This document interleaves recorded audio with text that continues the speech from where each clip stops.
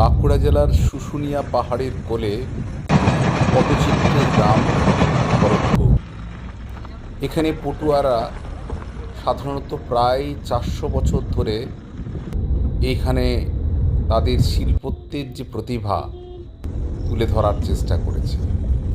সেই ভরতপুর গ্রামের মানুষদেরকে পাট্টা প্রদানের মাধ্যমে এবং নিজ ভূমি নিজ গৃহ প্রকল্পের সহায়তায় এখানে বাড়ি তৈরি করে দেওয়া হয়েছে এবং পটুয়া শিল্পীরা তাদের শিল্পত্যের প্রতিভা প্রত্যেককে তাদের বাড়িতে তৈরি করেছে। সেটা আপনাদের সকলের সামনে তুলে ধরার চেষ্টা করলাম। পটুয়া গ্রাম ভরতপুর, শুশুনিয়ার কোলে একটি আদিবাসী অধ্যুষিত ছোট্ট গ্রাম ভরতপুর। সকলে আসার আমন্ত্রণ রইল।